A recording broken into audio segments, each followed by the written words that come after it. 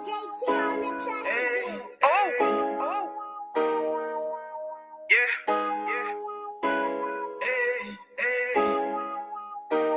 Fuck wrong with you, boy? You know what time it is, nigga. Better watch how you step in. Yeah. But that was my niggas.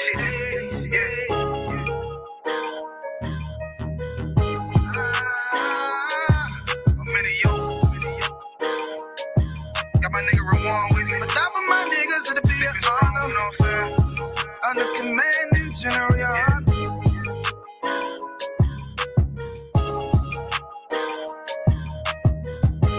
That for my niggas, it'll be an honor and a blessing.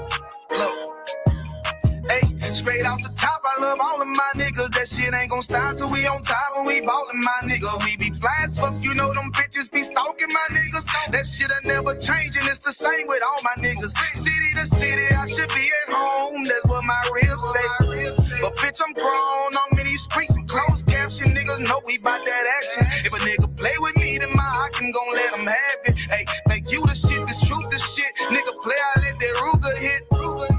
Get on them tracks, they be like, who is this? I'm rude with it.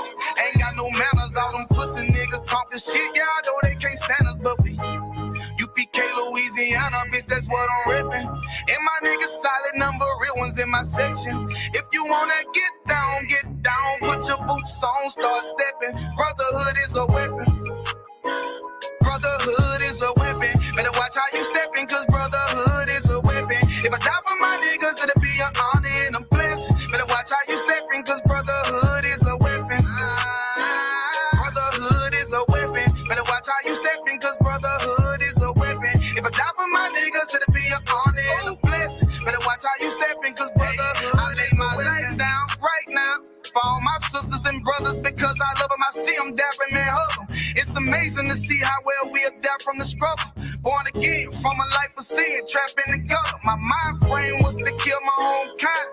Feeling inferior, waking up ready to die. Run with them killers, so it's just a matter of time. For why take your life or let you take mine? That's when I realized the slaves killing slaves while the white man live to get old. We in them graves, and shit got me feeling plain. I opened the Bible, went through them records, found out we was royalty, a nation to be respected. But in this world we rejected, we hated for our complexion. Still fighting to get accepted. We hear the truth and reject it, but love is getting corrected. And all my niggas correct me. The commandments, the foundation we erected. Brotherhood is a weapon. Brotherhood is a weapon. Better watch how you steppin', cause brotherhood is a weapon. If I die for my niggas, it'll be an honor and a blessing. Better watch how you steppin', cause brotherhood is a weapon. Brotherhood is a weapon. Better watch how you steppin', cause brotherhood is a weapon. If I die for my niggas, it'll be an honor and a blessing. Better watch how you steppin', cause brotherhood is a weapon. Hey, hey. Hey,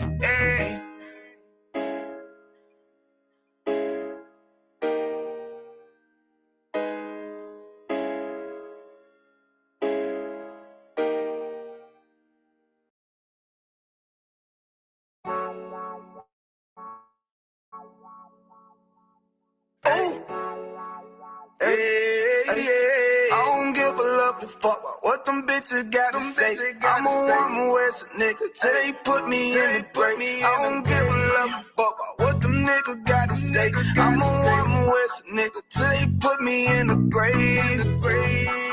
I don't care about what they say. Hey. Fuck with my Hakim, fuck with my sisters, then I got a problem, I'm never gonna miss you. I got 100 hanging out the AR, I got a 50 hanging out the pistol. He say it's corner, I'm just being realistic. I be on them corner posted with the realest. If it's the Sabbath, then we going fishing. I'm reeling them in, that's a God-given mission. I'm really on 10, but I'm strapped in the pistol. I get the order, be glad to dismiss you. Hebrew Academy graduate, nigga. Training, put through the baddest conditions. I don't fuck with none but the baddest of bitches. She righteous, submissive, she glad to be with me. Had that thing Putin like Batman, niggas. She know I'm a prophet, she glad to be listening. Respect, I ain't having that shit. Tell her go make some some business from scratch. See, bitch, in a different breed of black man. We don't do the bad thing. I remember back when I was really trapping, trying to get the racks in, selling dope to black men. But now I'm trying to make it straight. Like, don't forget about my face. We standing up straight, can't fold us. Too heavy, the world won't hold us. Don't get you some rank, I told you. Line up in these ranks, we sold you. You can take that to the bank, we focus on. How many times must we remind you? One body, one win, some rank. I would never take up as a place. When the law with your ain't no up next, it's just us, nigga, that's that on that. All that weak shit, that ain't no threat. Say you won't beat, bitch, with that ain't no sweat. We with all that. We with all that. The Lord called a nigga out the world. I responded and called back. Oh Lord. And everything that they stole from us, fuck that shit. We want all that. Them niggas snitching and they act like bitches. That's why we unaffiliated with them. They killing women and they fuck with sisters. That's why we unaffiliated with them. They telling lies, switching up the doctrine. That's why we unaffiliated with them. They ain't gon' ride until they die, so that's why we unaffiliated with them. Come on, the commanding general, your honor, we unaffiliated with them. Like they tongue and they say they keep that shit 100, we unaffiliated with them. They telling lies, switching up the doctrine. That's why we unaffiliated with them. They ain't gon' ride until they die, so that's why we unaffiliated with them. That's why we unaffiliated with them. I cannot fuck around with fake niggas. We taking ground when we in your city. You better hide the women, hide the liquor. Keep that bitch on me, please don't but the same. Don't be a fool and be another victim. Say you a goon, you just another Christian. How you my brother, you ain't in the wicked. We in the gutter, deep down in the trenches. We with them niggas locked up in the prison. Fucking Hispanic, Native American, Indian. We ain't just talking shit, but we living in it. We be everywhere, you can't miss it. And we be fresh as hell, take a picture. And we special now with the scriptures. Play, we gon' script them, yeah, we some killers. These niggas tripping, they mind blown. But business, forgive me if I'm wrong. I don't get it pause when niggas say that they be looking for niggas to slide on. The slide that I know about is when I send with the gun with the slide on. Real, I get the order, you know that it's slaughter. See me and my niggas gon' die. Real, the bigger the better for kingdom of heaven. You niggas get wet up by me cause I'm fed up. I rep UPK. My niggas won't let up. Got choppers, got nines, AKs, Berettas. You say you don't like me, you say you won't fight with me and my nigga like bitch or whatever. You say you don't like me, you say you won't fight with me and my nigga like them niggas snitching and they act like bitches. That's why we unaffiliated with them. They killing women and they fuck with sisters. That's why we unaffiliated with them. They telling lies, switching up the doctrine. That's why we unaffiliated with them. They ain't gon' ride until they die, so that's why we unaffiliated with them. Come on, the commanding general, your honor, we unaffiliated with them. Like they tongue and they say they keep that shit 100, we unaffiliated with them. They telling lies, switching up the doctrine. That's why we unaffiliated with them. They ain't gon' ride until they die, so that's why we unaffiliated with them. Yeah. See, they always ask us like, why y'all fuck with such and such? Why y'all won't come together with such and such? I be like, we unaffiliated with them. Understand me? Like, niggas be out here on some weirdo shit. And to be honest, that's why we unaffiliated with them. Hey, that's why we unaffiliated with them. Yeah. Oh.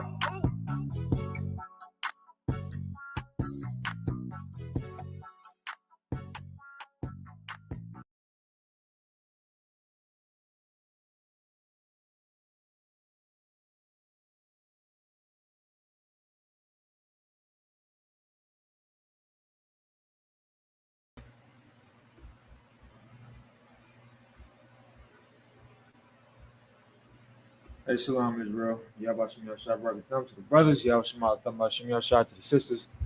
Priest Officer Parag holding down the Sabbath service for the ISUPK coming out of Arizona. All right, we got classes every Tuesday through Friday from 7 to 9 p.m. And every Saturday we hold our Sabbath service at 11 a.m. Mountain Standard Time. Our class is located at 12416 North 28th Drive. Suite number 4, right off of the corner of 28 Drive and Cactus. Make sure if you're in the Phoenix area, you come get down with us 5 days throughout the week. We out here teaching our people. So today, of course, being the Sabbath service, we're going to continue on. We've been in the book of Exodus. We're going to be starting today at Exodus, the 12th chapter. And there's a couple of things that we're going to want to focus on today. So if y'all have been following us for a little while with these Sabbath services, right, just going throughout the Bible from Genesis 1 all the way to the end of the book of Malachi, we're going to read the entire Old Testament.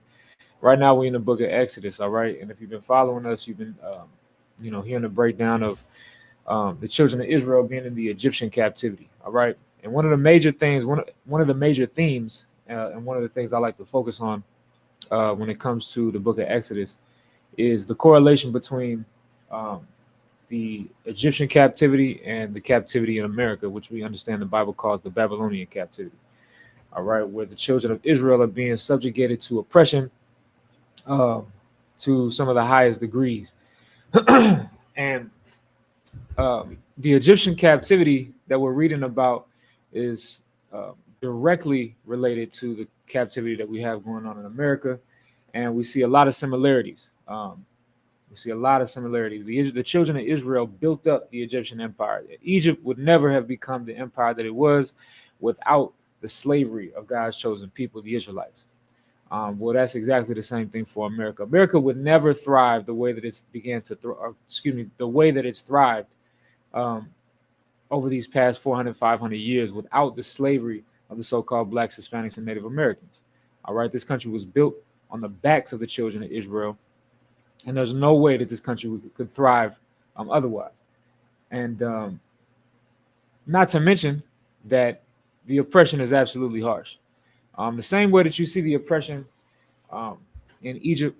If you was with us a couple weeks ago, we read about where the taskmaster was beating the back of that Israelite brother, and Moses came and killed that bastard, man. Um, that's the same thing that we see with the police brutality here in America. And it's a lot of shocking similarities that you're going to find.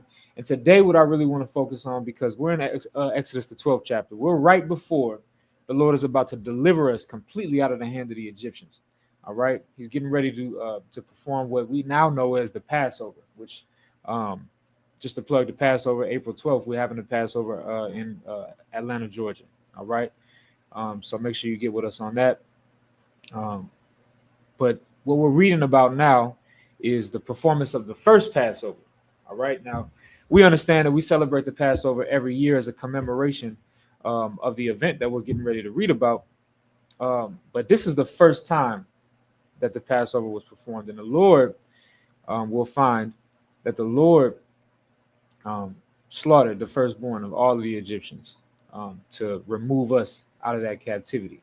So one thing I want us to focus on today is that the deliverance of the children of Israel never comes without bloodshed. Stop thinking about this Bible as a fairy tale book of love and happiness. It's not what this Bible was meant for. It's not meant to give you butterflies in your stomach. All right, this Bible is meant to give you a historical record of the children of Israel and how our Lord fights for us. And if we can think about that today, think about how the Lord fights for us, then we can begin to understand how we can deliver ourselves out of this captivity here in America. And we can stop the oppression that our people are being subjugated to here in America. You have to understand that because the Lord will use violence to deliver us out of our captivity, we got to give the Lord a reason to do that. Now, our oppressor has already given the Lord a reason to use violence to get us out of here. We already seen the prophecies. If you in this school, you understand that the prophecies say that this place is going to be destroyed with nuclear warfare, that people's eyes are going to be melting out of their sockets, that their tongue is going to dissolve inside of their mouth, all right, from that nuclear warfare. Now, what we have to do is we have to obey the Lord if we want to receive the other end of that judgment. These nations will get judged because of what they've done to us, and our judgment will be the relief from the oppression of these other nations. If you want to receive that, what must you do? You must be obedient. We're going to find out that in order for the children of Israel to be delivered out of the hand of the Egyptians through that first Passover that we're getting ready to read about, they had to be obedient. Now, everybody knows this. Everybody knows about most people know about the first Passover. In order for the children of Israel to be delivered, what did they have to do? They had to kill that lamb, and they had to take the blood and put it on the doorpost. We talked about this a little bit on Thursday, didn't we? We talked about faith without works being dead, right? Right. So now they believed in the Most High, and they believed in Moses. But the Lord said, if in order for me to deliver you, you're gonna have to do something. You're gonna have to kill that lamb. You're gonna have to take the blood and put it on the doorpost. And when I send the angel of death throughout all of the houses in the land of Egypt, if you don't have that blood on your doorpost, all of the firstborn in that household are gonna be slaughtered. Right? But those of us that had the faith and the works that took that blood of that lamb and put it on top of them on that doorpost, we was delivered. And so all of these things, we're going to come full circle. We're going to find out that what it takes to be delivered from the hand of your enemies, for the Most High to fight for you, you have to fight for him, and you have to be obedient for him. To him. And that's what we're going to find out today. So, of course, this being a Sabbath service, we're going to go through everything, right? We're going to go through all of the precepts. We're going to go through the breakdown. We'll get all of the precepts to understand what this day, what this event is about, and understanding that it takes nothing but obedience to the Most High in order for him to fight for you.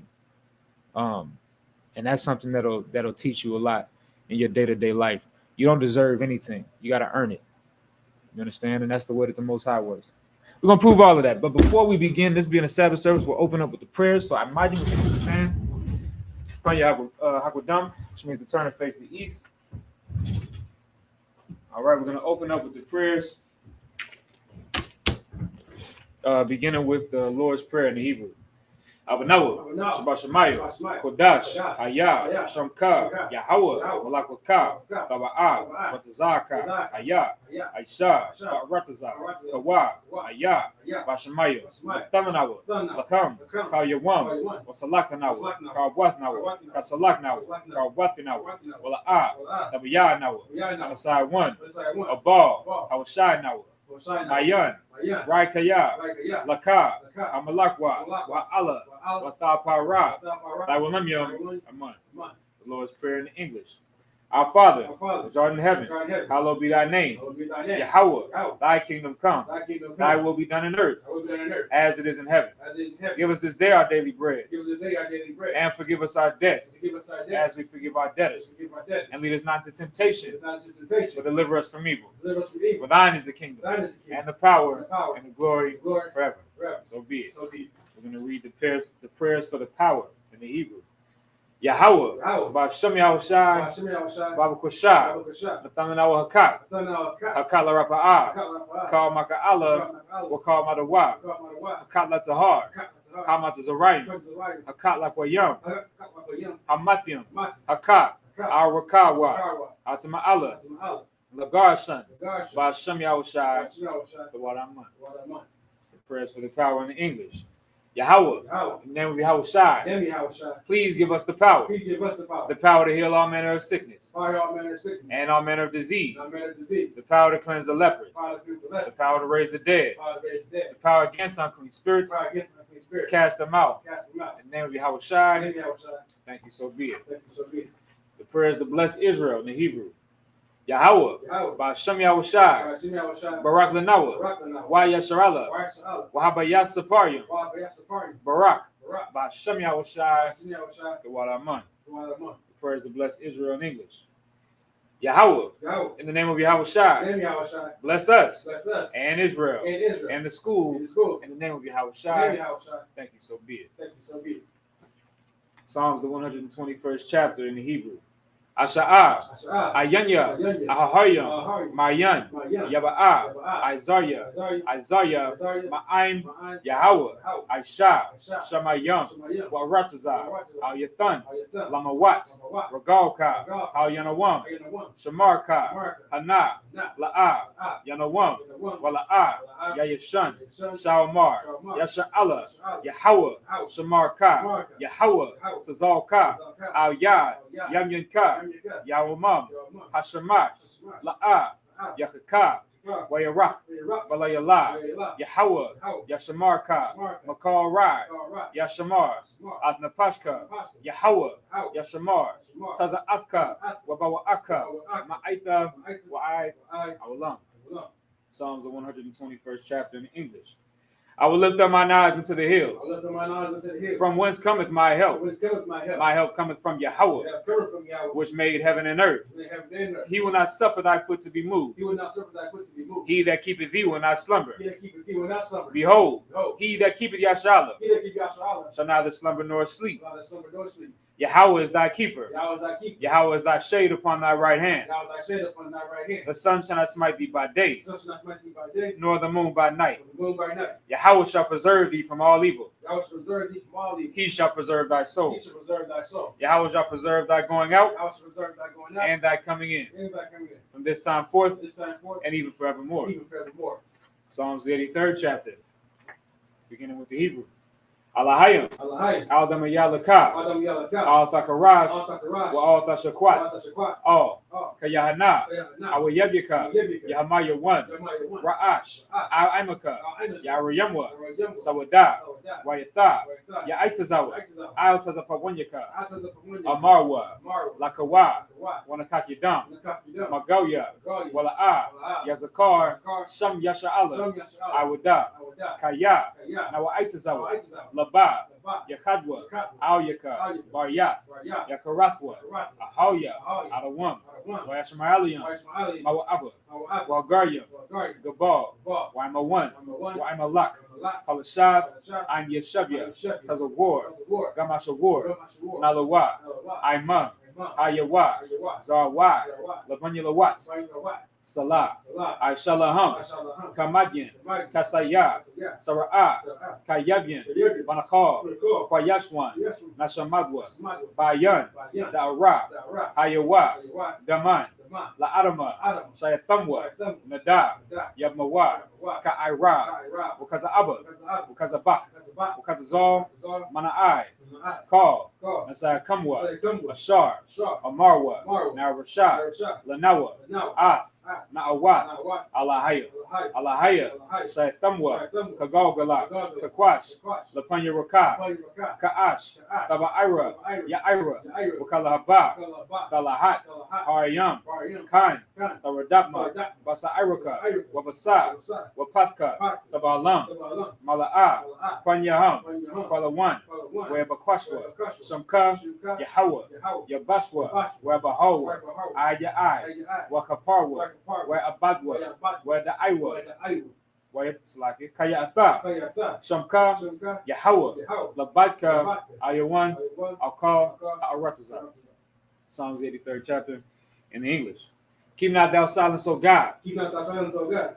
Hold not thy peace, Hold not thy peace. and be not still, O God. Be not still, O God. For lo, For lo, thine enemies make a tumult, thy enemy can tumble. and they that hate thee have lifted up the head. They hate thee, lift up the head. They have taken crafty counsel against thy people, Take counsel against thy people. and consulted against thy hidden ones. Consulted against thy hidden ones. They have said, They have said, Come, Come, and let us cut them off from being a nation, let's cut them off from being a nation. that the name of Yasharallah The name of Yahshua may be no more in remembrance. we don't want to remember. For they have consulted together with one consent. Put us together 1%. They are confederate against They thee, prepared against them. the tabernacles of Edom, Tabernacle of Edom. and the Ishmaelites Yes, man. of Moab, Moab. and the Hagarenes, Nazarene. Gabal, Baal. and Ammon, Ammon. and Amalek, Amalek. the Philistines, Philistines. with the inhabitants of Tyre. Inhabitants of Tyre. Assur also is joined with them. So also join with them. They have hope in the children of Lot. They are hoping the children of Lot. Salah. Salah. Do unto them as unto the Midianites, Once to them as unto the Midianites. as to Sisera, As to Sisera. as to Jabin, As to Jabin. at the brook of Kasan, Which which perished that endured. prepares that endure. They became as dung for the earth. They came as dung for the earth. Make their nobles like Oreb, Then it was like a red. and like Zeeb. Like that. Yea, Yeah. all their princes as Zabah, Or the princess of Bach. and as Amunah, And Zamuna. who said, Who said, Let us take to ourselves let's take to the ourselves houses of God houses of God in possession. in possession. O my God, Oh my God. make them like a wheel, Make them like a wheel. as the stubble before the wind, The smoke before the wind. as the fire burneth the wood, Fire burneth the wood. and as the flame setteth the mountains on And fire. the flame set the mountains on fire. So persecute them with thy tempest, Persecute them with thy tempest. and make them afraid with thy Make them storm. afraid with thy storm. Fill their faces with shame, Fill their faces with shame. that they may see thy name. Let me see thy name. O Yahweh, Yahweh.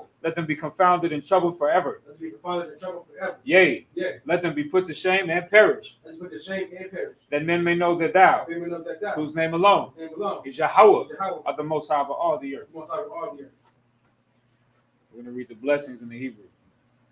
Barakatah Yahweh, Barakatah Yahweh. wa Yahweh Shai, Wa Yahweh Shai. wa Maka Wa Allah, Maka Allah. wa Alahayim, Wa Alahai. Zab Ya'ah, Zab Yah. Alawab Yahana, Alawap Yah. Salak Ha'alawapyum, Alawap. Hasaranyum, Hasrani. Akwatazayanyum, Akatah Yah. Achayayoyum, Wahagwathim, Wa Akwath. Yahweh, Yahweh. wa Hashem Yahweh Shai, Wa Shem Yahweh Shai. the bottom month. Wa Lamai. The blessings in the English.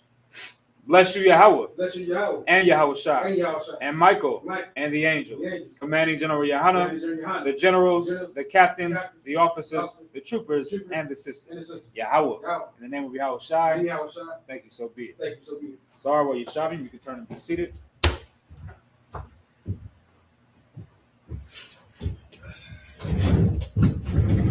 All right, once again, we're in Exodus, the 12th chapter, where we left off. All right. So we're going to be in Exodus, the 12th chapter. Now, we're going to read 7 verses in the Hebrew, and then we'll read the English, and we'll break it on down. We're at Exodus 12 and 15. So we'll read verses 15 through 21 in Hebrew. Then we'll read them in English and get a proper understanding. Break this thing down. So beginning with verse 15. Shabaitha, Yamayam, Matazawath, Tha'akabal, Salaki, Tha'akawa, Aka, Bayawam, Ara'aishawan, Thashab, Yathwa, Sha'ar, Mabathikam, Kaya, Kal, Akal, Chamataza, Wanakartha, Hanapash, Hawa'a, Mayasha'ala, Mayawam, Harashan, Id Yawam, Hashabaya, verse 16, Wabayawam, Harashwan, Makora'a, Kodash, Wabayawam, Hashabya'aya, Makora, Kodash, Yahaya, Lakam, Kal, Mala'aka, La'a, Ya'isha, Baham, Aka, Ashar, Ya'akal, Lakal, Napash, Hawa, Labadwa, Ya'isha, Lakam, verse 17, Washamartham, Ath, Hamatazawath, Kaya, Baitazam, Hayawam, Hazaha, Hawatazawa, Athwa, Ath, Tazaba, Wathyakam, Ma'arataza, Matazarium, Washamartham, Ath, Hayawam, Hazaha, Ladarathikam, Hakwath, Iwalam, verse 18, Barashwan, Barashan, Ba'arabai, Ashar, Yawam, Lakadash, Ba'arab, Tha'akawa, Matazath, Id, Yawam, Ha'akad, Wa'ashar Yum, Lakadash, Ba'arab, verse 19, Shabaitha, Yamayum, Ashar, La'a, Yamatazah, Babath Yakam, Kaya, Kal, Akal, Machamatazah, Wanakartha, Hanapash, Hawa'a, Ma'adath, Yasha'ala, Bagar, Waba'a, Zarak, Ha'aratazah, verse 20, Kal, Makamatazath, La'a, Tha'akawa, Bakal, Mawashab, Shabathikam, Tha'akawa, Matazawath, verse 21, Wayakara, Masha, Lakal, Zakwanya, Yasha'ala, Wayamar, Alaham, Mashakwa, Wakwatha, Wakwakya, Lakam, Taza'an, Lamashabatikam, Washakat, Washakatwa, Hapasat. All right, so that was verses 15 through 21 in the Hebrew. We're going to read those same verses in English, and we'll break it on down. So Exodus, the 12th chapter, and beginning with verse 15. It comes, the book of Exodus, chapter 12, verse 15. 7 days shall ye eat unleavened bread. Even the first day shall you put away unleavened out of your house. So now this is the guidelines that the Most High is given to the children of Israel after this is going to be the final plague, right, upon the Egyptians. All right, the Lord is describing the Passover that's about to take place. He's describing that to the children of Israel. And he's just giving them the guidelines, right? These are the instructions on how to observe the Passover and the Feast of Unleavened Bread. You can continue. For whosoever eateth leavened bread from the first day until the seventh day, that soul shall be cut off from Israel. Verse 16. And in the first day there shall be an holy convocation. And in the seventh day there shall be an holy convocation to you. Mm-hmm. No manner of work shall be done in them, save that which every man must eat.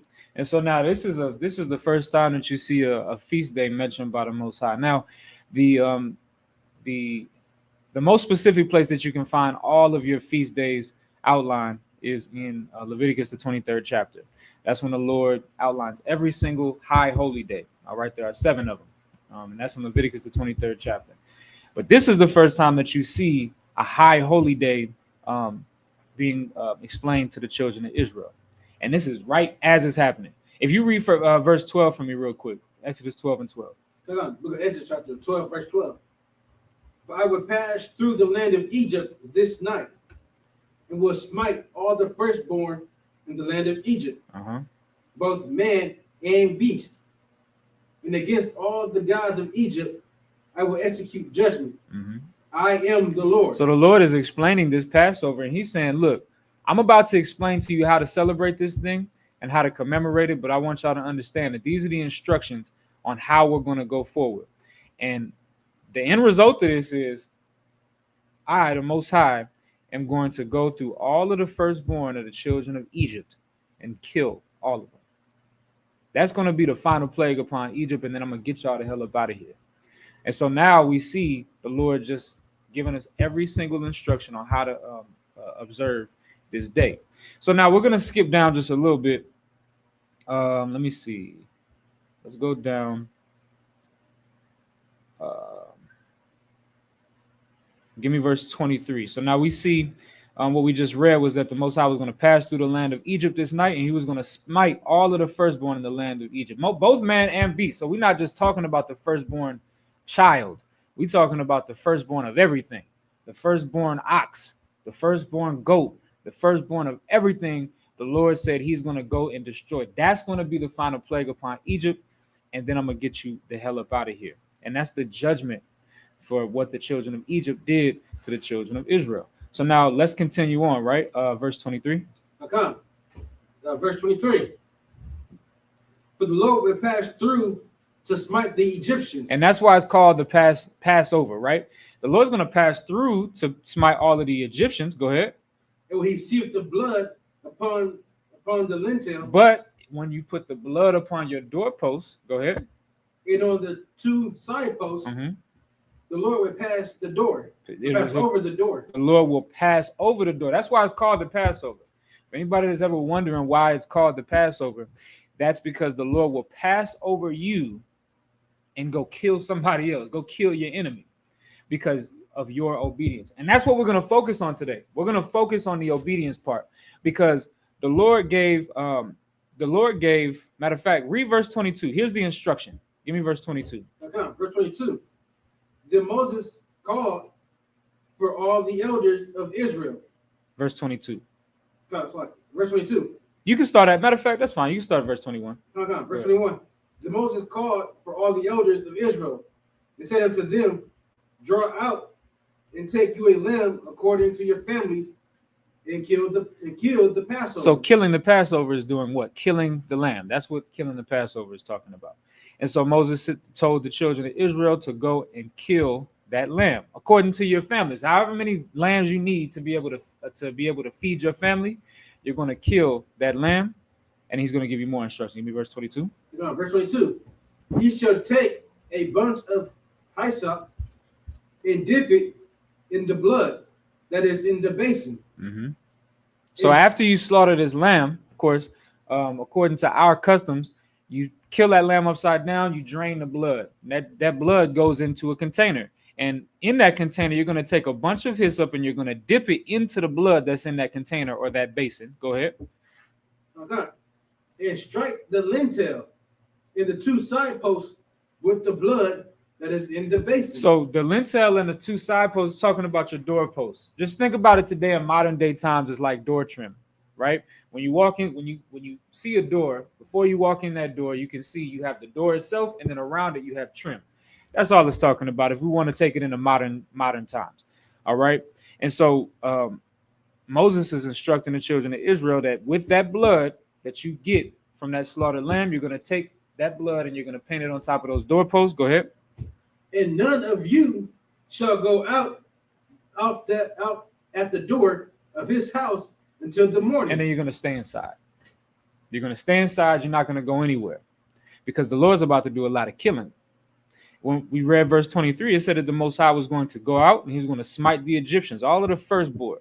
And when he don't see that blood, when he sees that blood on your doorpost, he's going to know that you are his children and obedient to him. Because remember, he didn't give this order to anybody else.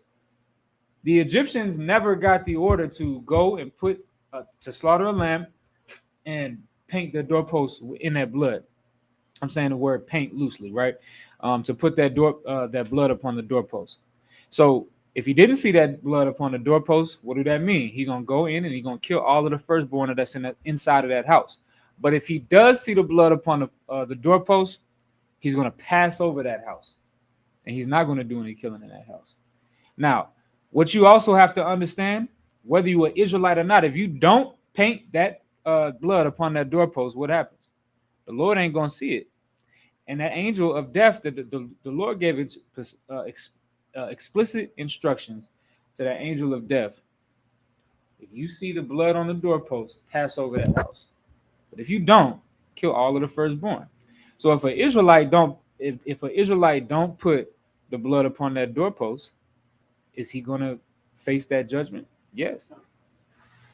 Because this thing that we got going on with the Most High, of course, he chose a specific group of people. He chose the children of Israel. We all understand that. Deuteronomy, the 7th chapter, tells you that. All throughout the Bible, we can see, Joel 2:27, Amos 3:1-2. All throughout the Bible, we can find that the Most High chose a specific group of people, the children of Israel. But we can also see that the Lord gave the children of Israel a specific set of rules and instructions that we must follow. If you don't follow those rules, it don't matter if you're an Israelite or not. You're still going to face judgment. And that's what we find out with something like this. And I want everybody to understand why this is so important. Because the obedience that you give to the Most High is the difference between life and death.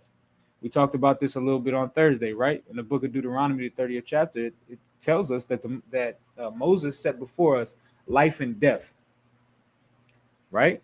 Life, if you follow the commandments. Death, if you do not follow the commandments. A blessing and a cursing. Blessing, if you follow the commandments. Death, if you do not follow the commandments. That's the difference. So you're not safe just because you're Israel. And so you have to be in complete obedience to the Most High. What do you think happens to these Israelites if they don't put the blood on the doorpost? That death angel is not going to pass over them. And that's important to understand. Let's keep reading. Let me see.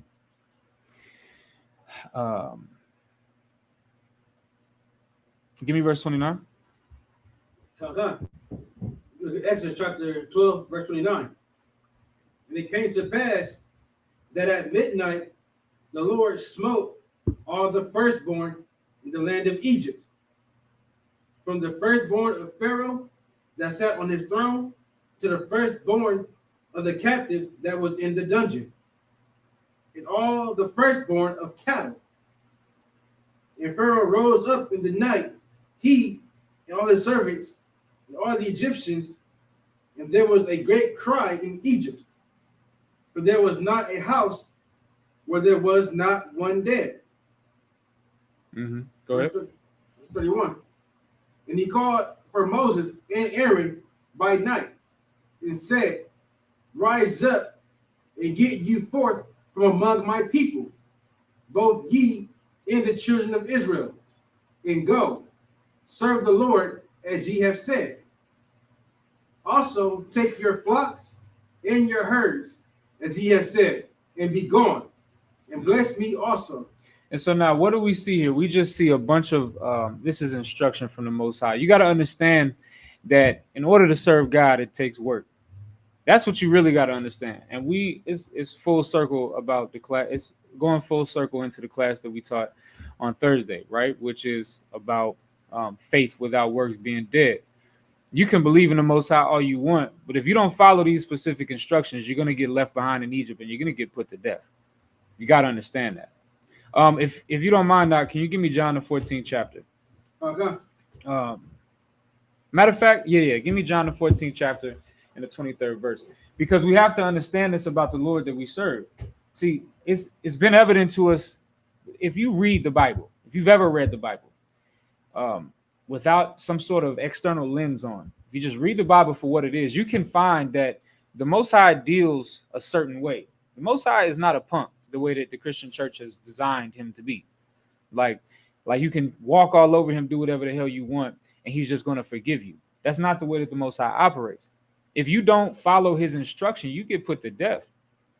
Give me John 14 and 23. Now, we're going to talk a little bit about Christ because it directly relates to what we're talking about in the sense of obedience, right? And that faith without works. Give me John the 14th chapter and the 23rd verse. God goes the book of John, chapter 14, verse 23. Jesus answered and said unto him, If a man love me, he will keep my words, and my Father will love him. We'll come unto him and make our abode with him. So now this is Christ. Now I'm applying this to today, right? Because of course, after the death of Christ, we understand that Christ is the mediator between us and the Most High. Just like at one time, Moses was the mediator between us and the Most High. And everything we just read in the book of Exodus, the 12th chapter, was Moses talking to us. That wasn't the Lord directly talking to us. That was the Lord delivering a message to Moses, Moses giving us that message. And so that way we could follow those instructions. Well, now here we are 3,000 years after that. And now our mediator is Jesus Christ, or Yahweh Shai Mashiach. When Jesus Christ was walking this earth, he gave us a specific set of instructions that come directly from the Most High. What did Christ say himself? Christ said that I do nothing. I say nothing of myself. The words that I speak are my Father's words. Why? Because Jesus Christ, Yahweh Shai Mashiach, is a mediator. And so all he is a vessel in which the Most High used to deliver to us what he wanted. And so Christ told us several times, right? Keep the commandments. If you love me, keep the commandments. There shall not be one jot or one tittle that'll fall from the law until all be fulfilled. All of these things that give us specific instructions that we're meant to keep. Well, here we are in John the 14th chapter. And Christ, here he is again saying, if a man love me, he will keep my words, and my Father will love him, and we will come unto him and make our abode with him. Now read verse 24. Verse 24. He that loveth me not keepeth my saying. He that loveth me not. He that loveth me not keepeth not my saying. But if you don't have the love of Christ, you don't keep his sayings. And that's once again going back to what? Faith is an action. Love is an action. I mean, people in the world will tell you that. Many people will tell you love is an action. Well, if you say that you love Christ, if you say that you love the Most High, then you'll do what the hell they tell you to do. You'll follow their instructions, right? Let's keep going. Okay. And the word which ye hear is not mine, Mm-hmm. but the Father's which sent me. So what Christ is telling you is the word that he's speaking is not his own mind. It's the mind of the Father. The same way when we go back to Exodus, the 12th chapter, we find the things that Moses is saying is not of his own volition. These are the things that the Lord has instructed him to instruct the people. Do you think Moses woke up one day and said, you know what? I'm going to have these silly ass Israelites go kill a lamb and put the blood on the doorpost for my own amusement? No. Moses is delivering a message straight from the Most High, the same way that Christ did when he walked the earth. So what we have to understand is these things are not just, for entertainment purposes. The Lord didn't give us this book to follow for entertainment purposes. He gave us this book as a set of instructions so that way we can gain the Most High's favor. I don't think anybody is interested in pleasing the Most High. They're only interested in pleasing themselves. That's why you pretend like you care about this book, pretend you care about what the Most High has to say, but you don't at all. You don't do anything that the Lord tells you. And the Lord is so tactful that once you really get an understanding of the way that his instructions and his rules and his commandments work, he makes it to where you really have no choice but to follow what he says. Because now, once you find out that your life is in direct danger because of you disrespecting and disobeying his commandments, that might snap, that light bulb might come on in your head, and you might say, you know what, I better get it together. That's the same thing that he did with the children of Israel back in the Exodus. He said, if you don't put this blood upon your doorpost, that death angel is not going to pass over your house. And all of the firstborn are going to die inside of that house. And that's exactly what it's always been. With any commandment that the Lord has given, if we break the commandment, it's not like we doing the Lord a disservice. You'll be killing yourself. So when the Lord told you that you must keep the Sabbath, it's not doing the Lord a disservice when you break the Sabbath. It's yourself. When the Lord said, thou shalt not commit adultery, it's not the Lord that you're doing a disservice. It's yourself. Why? Because the punishment for that is death. And so that's why the Lord has always given us that choice, which is choose life or death. There's no in between, which is why we teach that there's no free will, because there is no in between. Now, if you don't mind, can you give me Luke the 6th chapter? Okay. See that, and like I said, the Lord is so tactful. He knows that the children of Israel will only do what he say if it benefits them, or if he knows, or if we know that it's going to harm us if we don't do it. You understand?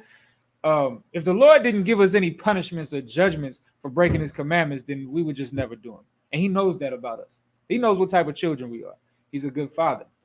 Let's read Luke the 6th chapter. Let's read verse 46. It's the book of Luke, chapter 6, verse 46.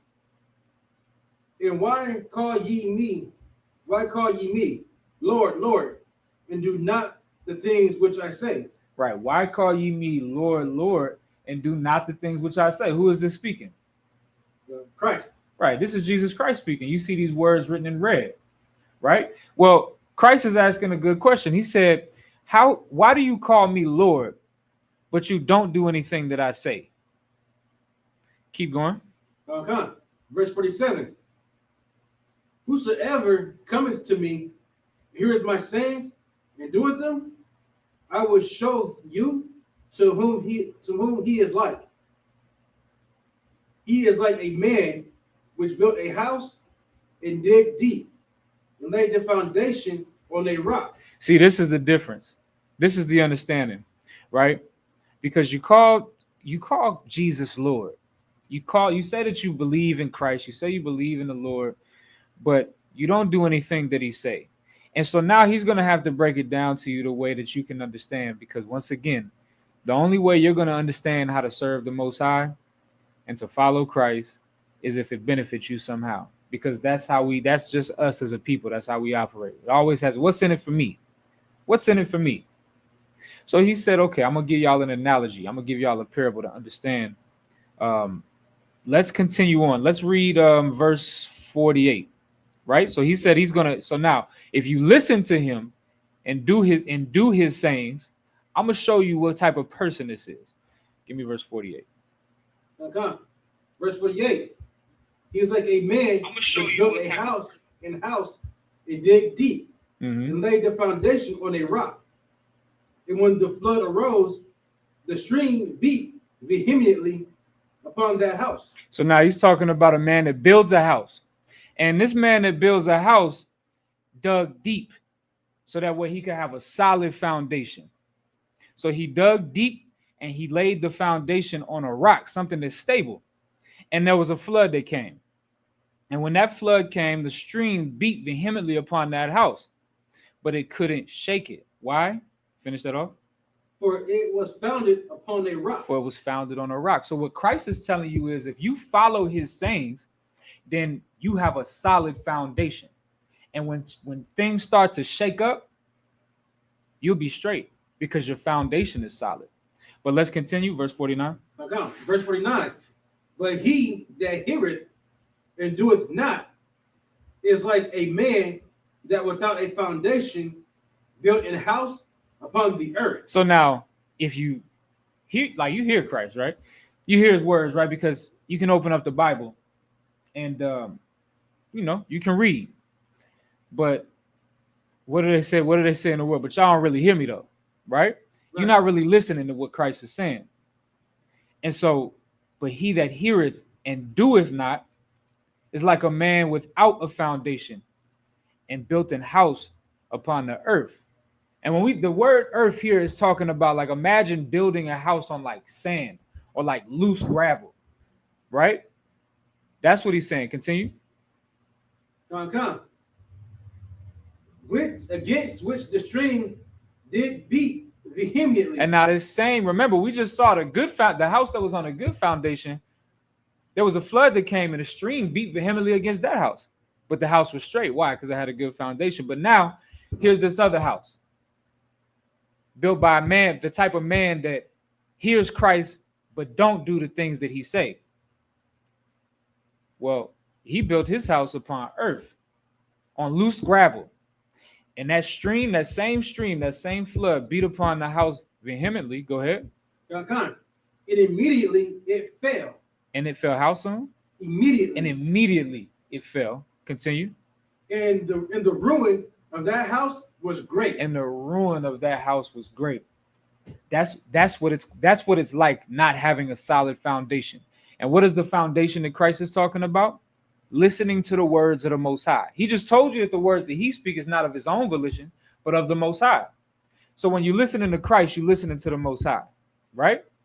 Well, guess what? Go back to the book of Exodus. When you listening to Moses, you're not just listening to a man. You're listening to the words of the Most High that were delivered through Moses. And that's what people got to understand.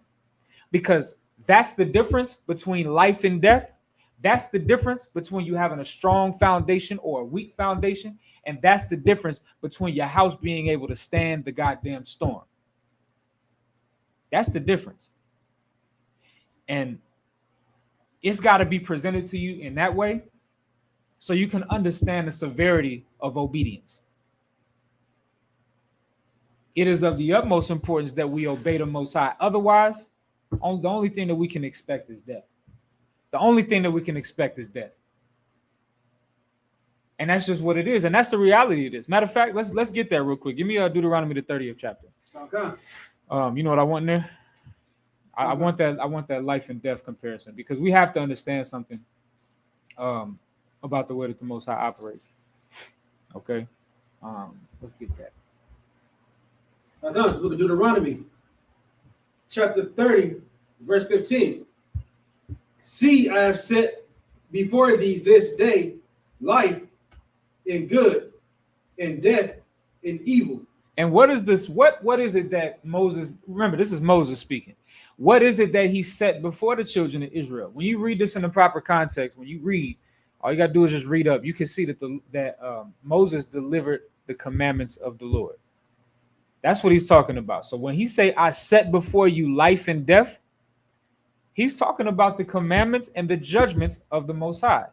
What's the life and death? I'll show you. Hold where you at. Give me Give me Exodus. Matter of fact, we'll hold that until later, right? But what's the life and death? Thou shalt not commit adultery is the life, because thou shalt not commit adultery keeps you alive. But what's the death? It's the judgment. Any man or woman that commits adultery must be stoned with stones that they may die. That's what the Bible says. That's how the Bible describes it. So when Moses says, I've set before you life and death, he's talking about either keeping the commandments or going away from the commandments. Let's continue. We'll jump down to verse 19. Con, wherever you see fit out. Verse 19. I call heaven and earth to record this day against you. That I have set before you life and death, blessing and cursing.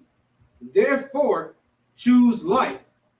Moses said what? Therefore what? Therefore, choose life. Moses said, therefore, choose life. That's what you got to understand. See, the reason why we say it ain't no free will is because the choice that the Lord has given you is obey me or die. That's it. Or like what Cap said when he was in that debate with Cooley, he said, it's like what Beanie Siegel said, get down or lay down. You understand? That's how simple it is. The Lord, that's the way he operates. See, a lot of people will spend their entire lives trying to philosophize and understand the Most High. And in our reality, you're never going to be able to understand the Most High to the fullest extent. You're not going to understand how the Most High, like the book of Job, say that he hanged the earth on nothing. How the hell you can't even fathom that? The Lord created time, the whole concept and realization in your brain of time passing and moving. The Lord put the stars in the sky. The Lord put the moon and the sun in outer space. You can't fathom and understand that. But the Lord did make it easy for you to fathom and understand the things that you needed to know about him. And in that, there's simplicity. And the simplicity with the Most High is this. All he wants for you to do is follow him. Do what the hell he said so you can live. Or don't and die. That's the simplicity in the Most High. That's all it takes to understand God. That's all you need to understand it. But you don't need to philosophize and understand how the Most High created the heavens and the earth, how he separated the dimensions. You know, people try to understand, like, well, how is God in a whole different dimension? That's where astrophysics and all of that come from. These scientists are trying to figure out what God is and how God exists. All of that is vanity and vexation of spirit. You want to know what it is to understand the Most High? Give me Ecclesiastes, the 12th chapter. Okay. And this is what we need to understand. You don't need to understand quantum physics to understand God. What you need to understand is what we're about to read. Give me Ecclesiastes, the 12th chapter, and read me the 13th verse. I'll come to the book of Ecclesiastes, chapter 12, verse 13. Let us hear the conclusion of the whole matter. So this is the point. Let us hear the conclusion of the matter. This is the end all be all. This is everything you need to know about serving God. Let us hear the conclusion of the matter. Continue. Fear God and keep his commandments. That's the end of it. Fear God and keep his commandments. Continue. For this is the whole duty of man. That's it. That's the duty of man. It's to fear the Most High and keep his commandments. That's in the Bible. You want the answer to life. You want to know why we exist. You want to understand the secrets of this world and what's the purpose in life. That's it. Fear God and keep his commandments. That's the purpose of life. You ever ask yourself, what's the point of it all? That's it. And the sooner that you can understand that, the sooner that you can realize that that's what life is all about, then you can begin to live. And see, that's why the scriptures call it being born again. Because once you come into the truth and you shed that old man, that old woman that you used to be, and you begin to follow the Lord's commandments, you've now discovered what the whole duty of man is. Now you can understand what the point of your life is. And that's when you can begin to live physically and spiritually. Read that again. Ecclesiastes chapter 12, verse 13. Let us hear the conclusion of the whole matter. Fear God and keep his commandments. For this is the whole duty of man. This is the whole duty of man. Now, if you don't mind, can you get me Colossians the third chapter? Okay. Give me Colossians the third chapter. That's the whole point. See, the Israelites. This is what the Lord has noticed about the children of Israel. Only when we're down is when we give a damn about serving God. That's it. And you notice that because you always ask the Lord, well, why me? Why did I have to go through this? Not acknowledging the fact that you have been a complete piece of garbage your entire life.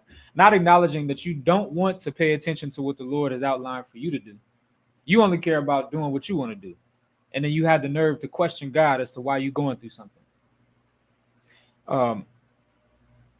What the story of the Exodus shows us. As a matter of fact, you can hold Colossians for me. We can go back to Exodus, the 12th chapter, right? What the story of the story of the Exodus proves to us is that the children of Israel have to be under extreme pressure to be able to finally say, okay, I'm tired of living like this. I'm going to do what God says now. And it becomes a theme throughout the Bible. The longer that of course, y'all understand these Sabbath services that we do from week to week, you find that we're going in order, right? So from the book of Genesis, we'll read the entire book of Exodus, the entire book of Leviticus, the entire book of Numbers, Deuteronomy, Joshua, all of the Judges. We'll read the Kings, Chronicles. What you'll start to find is throughout the entire Bible, when we got it good, we stop serving God for some reason. Like when things are going well, when we're prosperous because of our service to the Most High, then we begin to get complacent and we say, oh yeah, I might be able to dabble a little bit into this idolatry. I see these nations, they having fun. Damn. Our God do got some strict rules. And then we get to getting into that. We get to getting into the idolatry. We get to breaking the Lord's commandments. And then all of a sudden, out of nowhere, we fall and we wondering, why me? What do we do to deserve this? And we get to weeping and we put on sackcloth and we bury our face in the ground mourning. And then we get to doing what? We get to praying to the Lord. Oh, please, Lord, help me. Help me get out of this situation. And you go back. Okay, I gotta get back to obeying the Most High. And then you begin to obey the Most High, and the Lord starts to replenish you, and He starts to bring you back to the state that you was once in, and then you forget about God all over again, and it's a revolving door, and that's what we find throughout. Y'all will see. Just continue watching these Sabbath services, and y'all will see. Once we get into the Book of Kings, once we get into the Book of Chronicles, that's too late in the game. Once we get into the Book of Exodus, midway down, when we see that when Moses goes up to the mount to receive the commandments from the Most High, the children of Israel get so goddamn impatient. They like, let's go back to Egypt because at least we had food there. At least we had water there. At least we had clothing there. How to get rid of this pop-up. And let's matter of fact, let's go back to worshiping the gods of Egypt. That's how quickly we forget. Because once we get on the Most High's good side, we forget what it's like to be on the Most High's bad side. You had something, Mark? You gonna say something? Okay, yeah. Let's go back. Continue on in Exodus, the 12th chapter. I think we was at, where was we at? Let's do verse 29. Let's just start there. Okay. Exodus chapter 12, verse 29.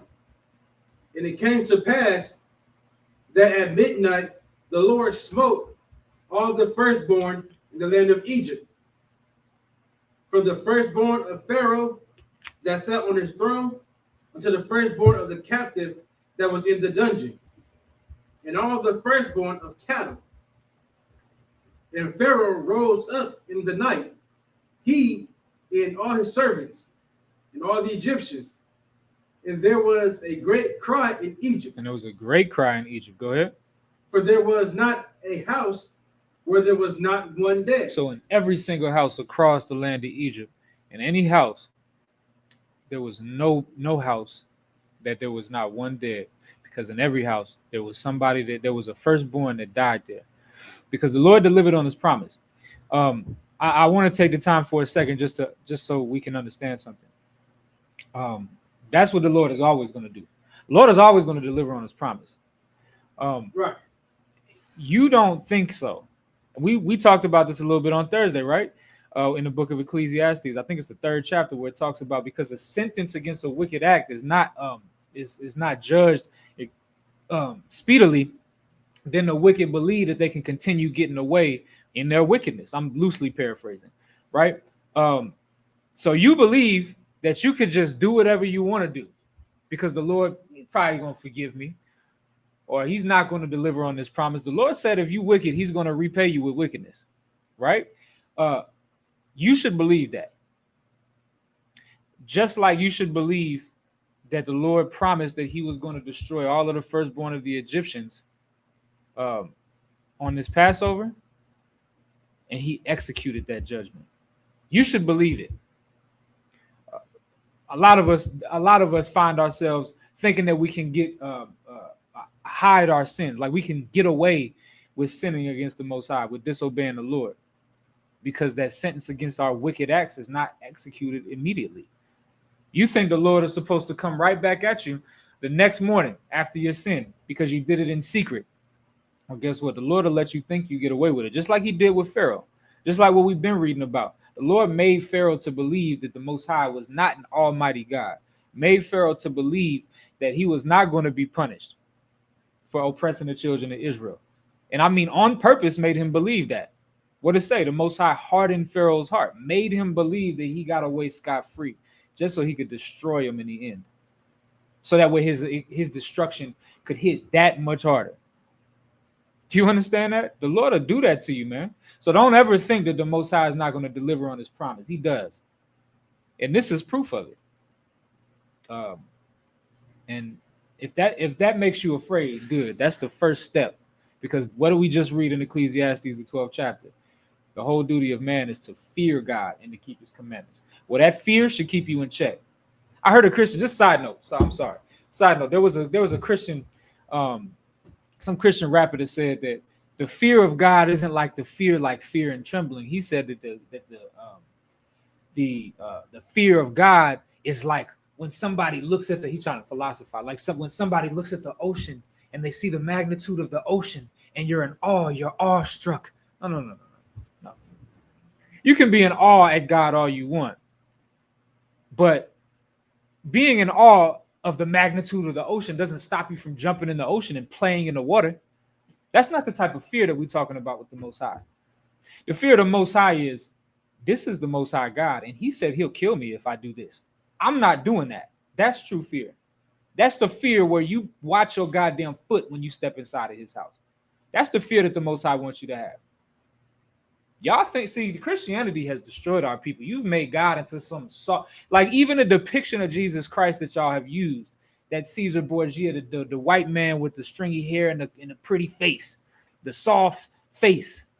It's like it looked like he needed to be in an early 2000s boy band, or in the 80s. He should have been performing at Woodstock in the 80s like a goddamn hippie. That's what y'all think God looks like, because the Christian church has deceived you into believing that God is soft. What do they say? God is love. Okay, well, yeah, God is love. But the scriptures tell us that the Lord the Lord creates evil too. Right. So now what? So when you truly start to understand God, you should start to realize that, hey, maybe I shouldn't play with God. God is not like fearing God is not like the fear of the ocean, because you still let your kids play in the ocean. You still get in there and you boogie board. I'm not playing with God. So don't look at the Lord like that. Don't look at the Lord like you can play with him. So let's continue. Salaki. I had to bring that up because y'all got to understand, the Lord is tired of you playing with him. He's showing you how he's going to deal with you, because the things that were written aforetime were written for our learning. The way that these people have been judged, you should look at this and say, I don't want to be judged like this. I want to get on the Lord's good side. Go ahead. You have something? Good, sir. Just real quick, because I ain't never heard that Chris Rapper say that before, but I don't know how you can seeing how I don't know how I can know what fear is and still think that that means awe-inspired. So I just looked up the definition of fear just so we can put it in proper context what the Lord is talking about. He says to fear Him. So just the definition of fear in the Oxford Dictionary, first used as a noun, an unpleasant emotion caused by the belief that someone or something is dangerous, likely to cause pain or a threat. And as a verb, to be afraid of someone or something, likely to be dangerous, painful, or threatening. Is Lord, like the fear of the Lord is knowing that the Lord, like I said, He says that He will put you to death. He will do that. Right. that is very much a threat. Right. You should fear the Lord, knowing that. You know what I'm saying, as it says in Ecclesiastes, you know what I'm saying, you know what I'm saying, not to be fair to Him that kills the body, but Him that kills the body and soul. Yeah. On earth, you know what I'm saying, under the sun. So this, you know what I'm saying, the fear of the Lord is not, you know, being awe-inspired like looking in the ocean. Because I've been on the ocean. Right. You know what I'm saying, in Esau's Navy. Right. Listen, the ocean is just as dangerous. There's nothing awe-inspiring about that. If you jump into that water, you will die. You should fear the ocean too. But I guess because people see they can go to shore and be a little bit safe, you think that's the same thing as fearing God, and it's not. Right. You need to fear the Most High. The Most High, as the Bible says, is a terrible power. And say He will put you to death if you do not follow Him. Exactly. And that's the type of fear that you should have. Absolutely. I appreciate you bringing that definition out too, because that's exactly what it is.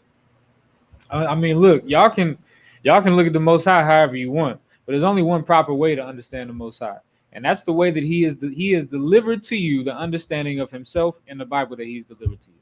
So if you want to understand the Most High, the way that He needs you to understand Him is right here. This is the examples that we find in the Bible are perfect. That's all you need in order to understand how the Most High operates. I was talking to somebody the other day about Christianity and like how, like they believe and like so many people, like, well, Christianity ain't, like, I know there's some bad Christians, but you know, Christianity ain't all bad. No, it's all bad. It's all bad because even the ones that tell you a little bit of truth, they still leaving a whole lot more unanswered, and they still telling you more of a lie. Do you understand? Christianity doesn't properly break down the understanding of how to follow God. And that's the most important thing to the Lord. Like the scriptures say, we'll read in probably next week in Exodus, the 15th chapter, where it says that the Most High is a man of war. The Most High is a masculine spirit.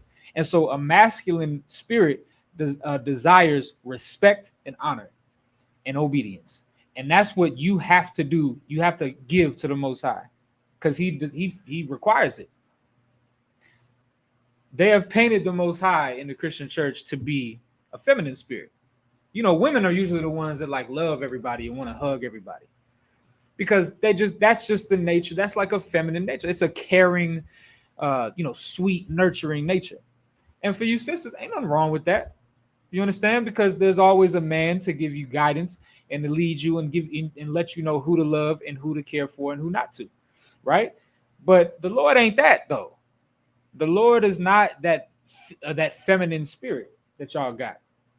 The Lord is a masculine spirit. The Bible calls him a man of war.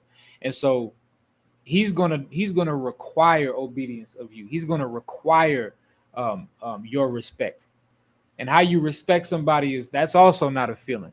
How you respect somebody is an action, is in deed, right? Let's continue reading. Let's go down to verse 31. So now we just found out that Pharaoh woke up and there was a great cry in Egypt. And he found out that in every house in Egypt, there was somebody that died, at least one person that died because of this plague that the Lord had delivered on them. Go ahead. Kind of Exodus chapter 12, verse 31. And he called for Moses and Aaron by night and said, rise up and get you forth from among my people. So now, so Pharaoh woke up, and just real quick, Salakia, just on a side note, General Q, he asked, how can I pay my Passover fee? How can I pay my tithes? I know why you're asking that. link, we have a QR code. I just don't have it on this account, so Salaki, forgive me.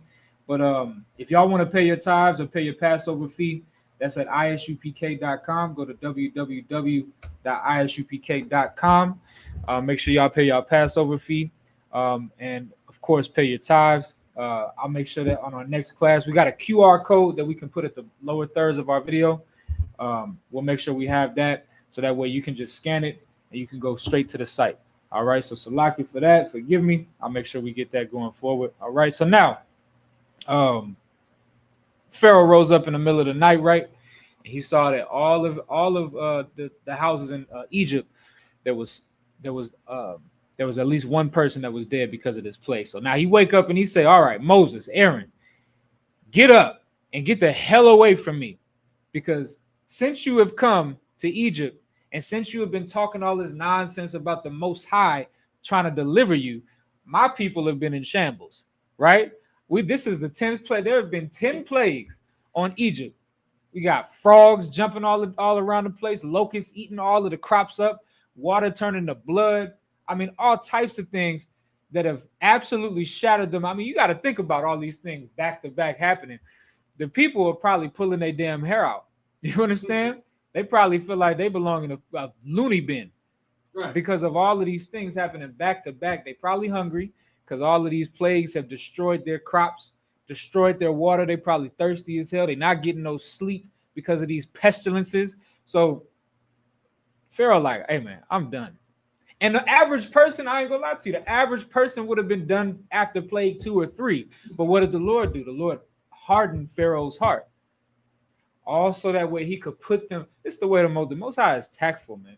The Most High did that so he could put them through more pain and more pain and more pain.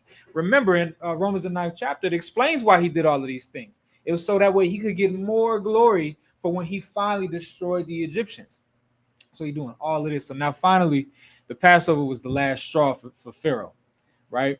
And so he called out for Moses and Aaron and said, hey, get up, get your people, and get the hell out of my land. Continue. Get you from among my people, both ye and the children of Israel, and go, serve the Lord as ye have said. Also, take your flocks and your herds as ye have said, and be gone, and bless me also. And the Egyptians were urgent upon the people that they might send them out of the land in haste. Mm-hmm. For they said, we be all dead men. Yeah, listen, they like the Egyptian people. So Pharaoh has the same sentiment, and the Egyptian people, the citizens of Egypt, have the same sentiment. They like, look, get these people out of here, because them living amongst us is a curse. The Lord is going to kill all of us if we don't let them get the hell away from us. They said we be all dead men. Understand that? You understand? That is a tough realization. Now the people are going to start turning against their Pharaoh, against their king. They're like, hey, Pharaoh, you got to let them get the hell out of here. It's already been enough. You understand? They'd have destroyed our crops. They done had all of these pestilences. The frogs in the house, that would have been it for me. I'd have got the hell up out of there. You talking about I'm opening up, and that's what the scripture say. You opening up your damn stove, and it's frogs coming out of that. You go to take a bath, and there's frogs in there. You can't go nowhere without frogs. That's a crazy plague. Now that's just a nuisance. Not to mention they're gonna eat all your stuff and cause all types of turmoil. But then you got the locusts coming and devouring all of the crops. And for most of us, if you've ever seen, like, a locust is like a grasshopper, or but like worse and bigger and louder. You sisters would go crazy. You sisters, if this room was filled with locusts, you would run out of here and you would probably never come back. You understand? If you had to experience a plague of locusts, you'd probably just shrivel up and die, because that's a lot of big ass bugs. You understand? But that's just one aspect to it. They also eating up all of the crops. So now what? You ain't got no food. So these people are done. They say, all right, I'm done. I'm not dealing with this no more. They looking at Pharaoh like, you gotta let these people go. It's so bad that these people are damn near ready to turn on their king, because their king like, what are you? They looking at their king like, what are you doing keeping these people around? And ever since they've been around us, it's been nothing but sorrow and hell for us. So that's the way. And the Most High do that. He'll break you down all the way. That's dangerous. That's scary. You should think about the Most High like that. Like the Lord will break you absolutely down in such a masterful way. You better not get on this side of the Lord, because this is not a good side of the Lord to be on. Like, you do not want to make yourself an enemy of the Most High. Don't that what the scriptures say? Don't the scriptures say that it's a scary thing for you to fall into the hands of the Most High? It's a fearful thing, is what the word says. Okay. It's a fearful thing to fall into the hands of the Most High. And look at it. Look at just this one example. If y'all been following along, reading this account, it's bad, man. And the Lord has hardened Pharaoh's heart to make it last longer. That's like, so I'm sorry, but I heard this one story about it's not a story, it's a true story. It's about a brother I know. Got into some altercation and just started, he got into a fight, man, and beat the dude to piss. The dude fall out, right? Pass out. He sleeps, snoring. The brother keep beating him up, and the dude wake up out of his, he was knocked out. He woke up, and the brother beat him some more, put him back to sleep, woke him up, back to sleep. It's like, instead of just stopping like what the Most High did, right? The Most High could have just stopped after the first plague. Pharaoh was like, all right, man, I'm through with them. But the Lord hardened his heart so he could go through some more. That's like beating the damn piss out of somebody.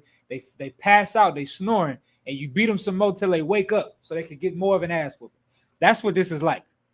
You understand? The Lord is like, absolutely, once again, he's a man of war. He is absolutely going to put you through whatever he feels like he should put you through, so that way the point can be made. And that's scary to me. Let's keep reading, right? Come on. Verse 34. The people took their dough before it was leavened, their kneading throws being bound up in their clothes upon their shoulders. So now it's time to go, right? And this is how the Most High said it was going to happen. So Pharaoh let them go. So they said, so they all got up and they got unleavened bread. So now the difference between bread with leavening and bread with no leavening is that the leaven in the bread, you have to bake, and it'll cause the bread to rise. So like, you ever seen like a loaf of bread? The reason why that loaf of bread is so big and has those little air pockets in it is because of the leavening agent that they used when they cooked it or when they baked it. But unleavened bread is like what a tortilla would be, or like flat bread, right? Because that bread doesn't rise. You just fry it, cook it. Even though it has flour and all of that in it, it doesn't rise because it doesn't have a leavening agent in it. And so the children of Israel had unleavened bread. Why? Because they didn't have no time to cook. They were fleeing out of Egypt. They didn't have no time to bake it and allow for that bread to rise. So they had unleavened bread because it's something that you could just throw together in a time of haste, which is what this is the time that they was in. Let's keep reading. Verse 35. Verse 35. And the children of Israel did according to the word of Moses, and they borrowed of the Egyptians jewels of silver and jewels of gold and raiment. Yeah, and the borrowed is, of course, they took it. It's like how you know black people, man. You know how we is. Hey, let me borrow this, let me borrow that. A lot of time you ain't never gonna see it back again. Well, that's the slang here, all right? Because they leave in Egypt, and the children of Israel, and they borrowed of the Egyptians jewels of silver and the jewels of gold and the raiment. Feels like, hey, let me hold that. Let me hold that. Real quick. That's like, y'all ever seen Everybody Hates Chris? You know, the cat is always like, let me hold a dollar. Let me hold a dollar is supposed to mean, let me get a dollar, I'll pay you back. But to him, let me hold a dollar was, you ain't never seeing this dollar again. Well, that's exactly what happened here. All right, so as we leave and we taking stuff with us, all right? Continue, verse 36. You have something you want to say? Let me get verse 36. Verse 36. And the Lord gave the people favor in the sight of the Egyptians, so that they lent unto them such things as they required. And then we see that word again, lent, right? Go ahead, and then continue. And this is what actually happened. And they spoiled the Egyptians. And they spoiled the Egyptians. So now the Egyptians is like, yeah, they y'all got the Lord with you. Whatever y'all want, just pay me back next Friday. And then the scripture say that we spoiled the Egyptians. What does it mean to spoil someone? It means to take from them and not give it back. You can call it stealing if that's what you want to call it, but the Lord was with us, so that's not what this was. But we spoiled the Egyptians. We took those things from them because the Lord was with us. And you'll find that a lot when the Lord, and that's another thing y'all got to understand. When the Lord is on your side, the Lord will give you everything that you need. And all you got to do is just hold up your end of the deal. I always go back to this, like the Lord and us, the Lord and the children of Israel are in a contract. We're in a covenant. And so within that covenant, within that contract, there are binding rules. There are rules that cause this agreement to stay together or for it to be broken. So for instance, our agreement with the Most High is the Lord is going to give us power over everybody. He's going to set us on the highest position in the earth. He's going to give us everything that we need. He's going to give us protection. The scriptures say that our enemies will come up to us to attack us one way, but then they'll flee 7 ways because they won't be able to stand us because we'll have all of that power. Right. The Lord will give us all of those things, but in return, all we have to do is just follow the rules of the house. And I always simplify it to that terminology, the rules of the house, because that's really all it is. The law, statutes, and commandments are just rules of the most. If you want to live in the Lord's house, then these are the rules that you got to follow.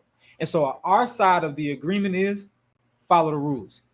So you want my protection? Okay, here's your dietary law. This is what you can and cannot eat. You want my protection? Okay, here are the feast days. You must observe these feast days. You want my protection? Okay, here are the moral and civil laws. You cannot commit adultery. Ain't no passing your women around.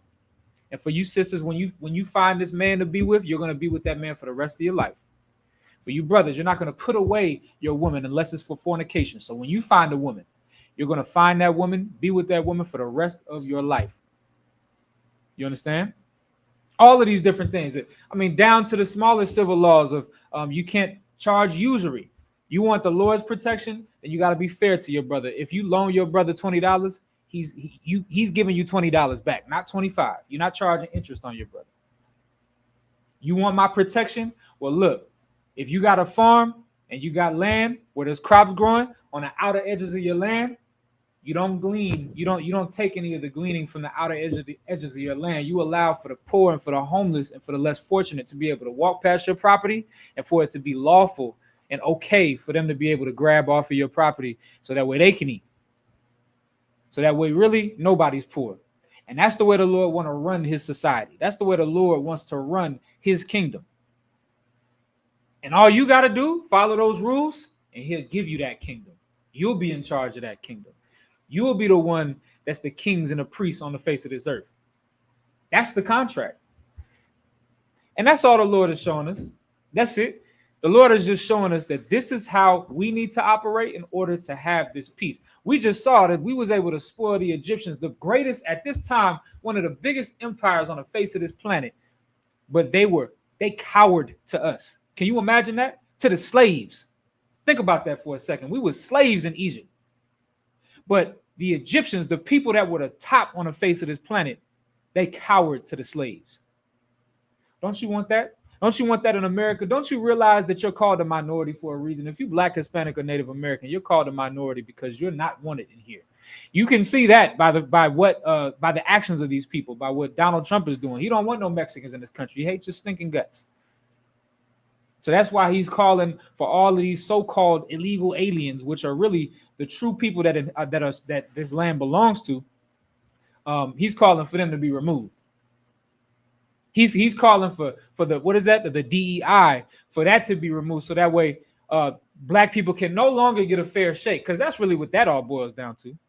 You take that away from us, it barely helped us in the first place. But you take that away from us, there's literally no fair shake at all for a Black man in this country, for a Black woman in this country. This oppressor wants to take everything away from us, because y'all got to understand, when we have anything, we're great. When this country was in the what they call the Great Depression in the early 20s, right, in the early 1920s. We in the 20s now, so lucky. In the early 1920s, last century, right?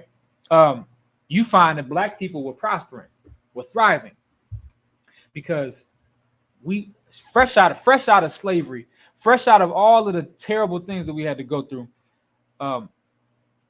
When we was able to come together, we was able to build greater than anything that this country had ever seen, especially at that time.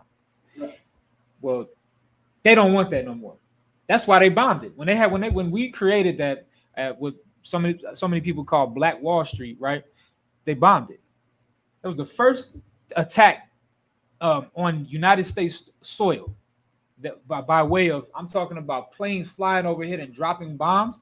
That was the first time that ever happened in America, and it was because black people were successful. So if you ever think that this country wants you to be successful, you're lying to yourself. But I say all that to say that the Most High, if you allow the Most High to be on your side, how do you do that? By keeping his commandments. If you allow the Most High to be on your side, then you will thrive. And what we're seeing happen in this account, where the Egyptians, the people that are oppressing the Israelites, they now cower to the Israelites. They cower to the people that they're oppressing. If you want to see that happen for you in America, all you got to do is what these Israelites was doing, which is follow what the Lord said. And if you follow every step of the Lord, if you follow the Lord every step of the way and you allow him to order your steps, you'll be able to experience this firsthand. We won't be reading about it in a book. You had something, Mark? You want to say something? No, I lost the train of thought, sir. Okay, no sweat. You can, let me see where we at. Verse 37. Okay, let's see where we want to go from here.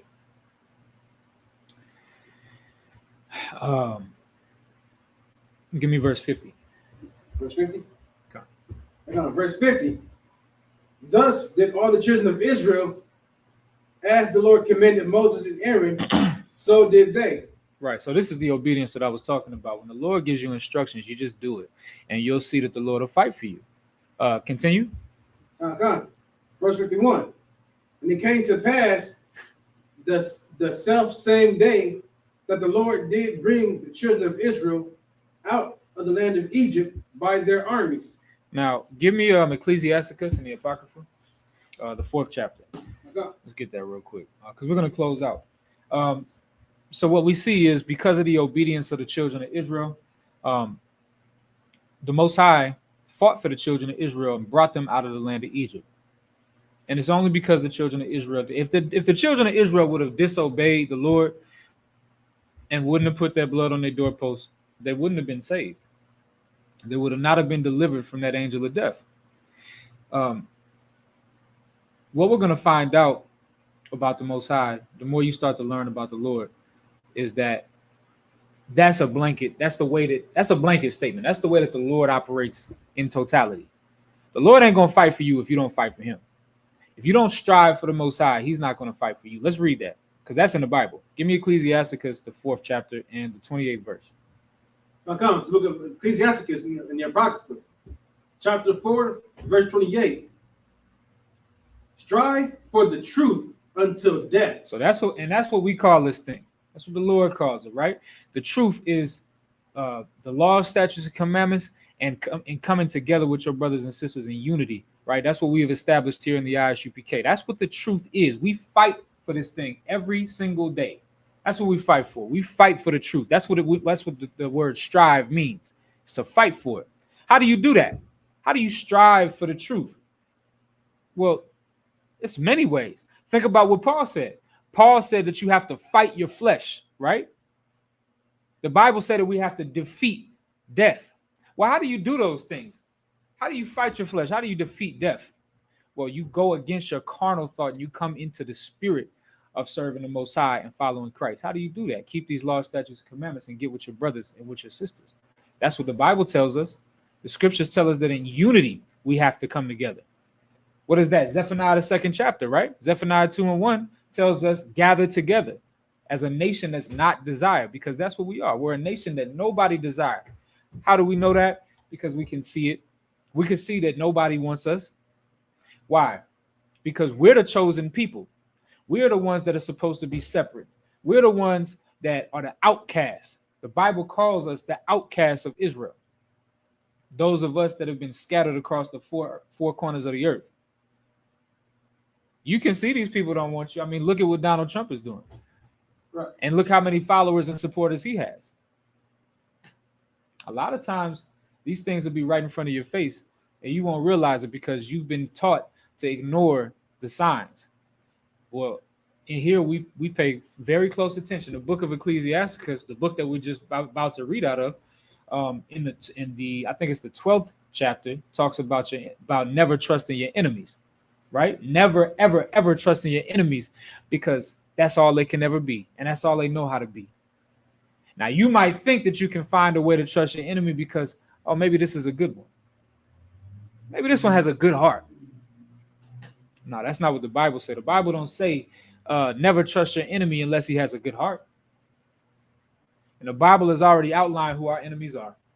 We read the prayer. And we'll read it again when we open the Sabbath service and when we close the Sabbath service. In the book of Psalms, it tells us who the enemies of the Most High are. And the people that are the enemies of the Most High are your enemies too, unless you're not in allegiance with the Most High. If that's the case, maybe you don't have any enemies. Maybe you can live in a fairy tale land that you want to live in. But the Lord has enemies. And if you say you follow the Lord and you want to walk with the Lord, then you got enemies too. So what must you do? You got to strive for the truth. You got to fight for the truth. You got to go against the grain when America tells you you can eat whatever you want, can sleep with and marry whoever you want, can do and smoke whatever drugs you want. Well, when the Lord says, no, you can't, and there's guidelines and there's rules that you must adhere to, you're going to have to go with that. And that's a fight. That's a fight because you're going to have to fight yourself. You're going to have to fight your family. You're going to have to fight America, the biggest superpower on the face of this planet. You're going to have to fight that. But the Lord going to do something for you. Read that from the top again. Ecclesiastes 4, 25, 26. I'm sorry, 20. Where was we at? 28. 28. Ecclesiastes chapter 4, verse 28. Strive for the truth unto death, and the Lord shall fight for thee. The Lord is going to fight for you. See, if you fight to serve the Most High, the Lord will fight for you. Nobody ever said that this was going to be easy. The Lord didn't say it was going to be easy. The Lord didn't say it was going to be, especially in these last days. The Lord didn't say it was going to be easy being in the truth and serving God. The Lord has also given us plenty of examples to prove how not true it is that it's going to be easy. That's a lie. If anybody tells you serving God is easy, it's a lie. Because during the time of the Maccabees, serving God was extremely hard. Right? How do we know that? Because just over eating pork, we're talking about just pork. It's one of the smallest, like what the scriptures say is there's the least of the commandments. That's an easy commandment to keep, you would think. Just don't eat pork. Well, when the Greeks came and overtook the land of Jerusalem, they wanted all the power. And they told the chief of us, down to the smallest of us, you're not allowed to profess yourself to be a Jew. You can't keep the Sabbath day. You can't circumcise your children. And by the way, if you don't eat this pork, like your law says that you can't, if you don't eat this pork, I'm going to put you to death. And not in the way that you want. I'm not going to thrust you through with a sword to your heart. I'm not going to do that. I'm going to cut each individual limb off of your body. I'm going to start with your fingers. And then I'm going to start with your limbs. And I'm going to do all manner of wickedness to you. Just all you got to do is just eat pork. That happened in 2 Maccabees. I think it's the 12th chapter. That don't seem like an easy thing. But guess what? That's those 7 sons and that mother, they strive for the truth unto death. So it wasn't like you said earlier, right? What do the scriptures say? Don't fear them that can kill your body but can't kill your soul, but fear the one that can kill both body and soul in hell. Well, You fear us in the UPK and all of us that keep these laws, statutes, and commandments. We fear the Most High. We don't fear what a man can do to us. And that example is a perfect example that shows us that if you fear man, it's no sweat. You eat the pork, and you don't have to see your children die like those children died in Second Maccabees, the 12th chapter. No, matter of fact, I think it's Second Maccabees 7, if I'm not mistaken. I think it's Second Maccabees 7. You can take what you can consider the easier route, but the Lord said that you got to strive for the truth, even unto death, and the Lord will fight for you. The more that you understand, the quicker that you understand that the Most High will only fight for you if you fight to serve Him, the better off you'll be. Because now, like we said earlier, now you know which decision to make. You can choose life and live, or you can choose death and die. And choosing life is keeping those commandments. Give me 1 second, y'all. So let me take this real quick. Okay, hold on. Give me 1 second.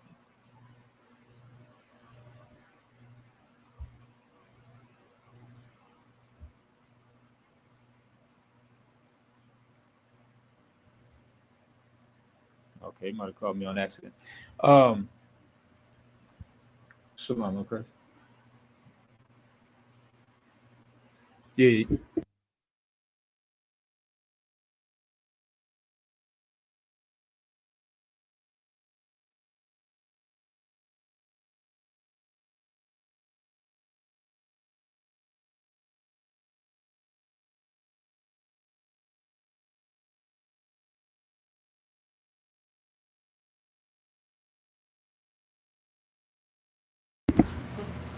Okay, Salaki, I had to take that call, y'all. Forgive me. Okay, long story short, man, I ain't gonna talk y'all ear off, man. I want y'all to understand what we just read is extremely important, right? And applicable to the situation that we see the children of Israel going through in Egypt, and it's applicable today to your life. The children of Israel were delivered because of their obedience to God. That's it. Nothing more, nothing less. Their obedience to God is what delivered them. If they didn't do what the Lord had said, they would have died right along with the Egyptians. Understand that. Well, here we are in America today under the Babylonian captivity, which is what the Bible calls it. And the only way for us to be delivered out of this captivity, the same way that the children of Israel were delivered out of Egypt, is through the same obedience. Read that scripture again for me, Ecclesiastes 4:28. I got it. Ecclesiastes chapter 4, verse 28. Strive for truth until death. Once again, it's a fight. You got to do something. You got to do work. Faith without works is dead. Strive for the truth unto death. Go ahead. And the Lord shall fight for thee. And the Lord is going to fight for you. If you want the Lord to fight for you, you got to give him a reason to. Don't think that you can treat the Most High like a goddamn whore on the street. No, the Lord is not going to do nothing for you unless you prove that you deserve it. Unless you prove to the Most High that you're willing to fight for this truth. Otherwise, the Lord don't owe you nothing. The scriptures call us dust. You understand? The Lord don't owe you a goddamn thing. Matter of fact, you might deserve death. That's what you might deserve. But I can guarantee you one thing. What you can do in order to escape that death, in order to escape the judgment that you so much deserve, so all of us so much deserve, to escape that, to escape the judgment, you know what you can do? You can strive for the truth. You can be obedient like the Israelites that was in such a terrible position in Egypt. They decided, hey, I'm going to get up out of this hell. I'm going to do whatever the Lord say. I'm going to put that blood upon my doorpost. You know what that blood on that doorpost symbolizes? It symbolizes obedience. It symbolizes keeping the order and the rules and the commandments of the Lord so that way he can do what he got to do for you. See, what y'all don't realize, and we're going to close out for it in just a second, but what y'all don't realize is the Lord so eagerly would love to deliver us out of this captivity. The Lord would so eagerly love to give us everything that we desire. Like in Deuteronomy, the 28th chapter, it's a promise that the Lord, if we kept his commandments, he would give us everything. He would give us rulership over the nations. He would give us the blessings. That's what you want. Don't you want the blessings? Let's just say you don't desire to be a ruler over the nations, but don't you want a good life? Don't you want blessings? Well, the Lord said he'll do it for you because he wants to. Don't a good father just want to give his kids the world? Right. A good father wants to give his children everything, but a good father will give you nothing if you don't earn it. And that's the way the Lord operates. And the obedience to the Most High's rules, the law, statutes, and commandments is the only way that we can earn what the Most High desires to give to us. All right, that's what I want y'all to take away from what we just read today. Your obedience to the Most High is what matters, and that's what's going to get you what you need. All right. So with that being said, we're gonna go ahead and close out. Did you have anything out? Wow, sir. All right, we're gonna go ahead and close out with the prayers. So I imagine, which means to stand. Find your heart was done, which means to turn and face the east. We're gonna close out, beginning with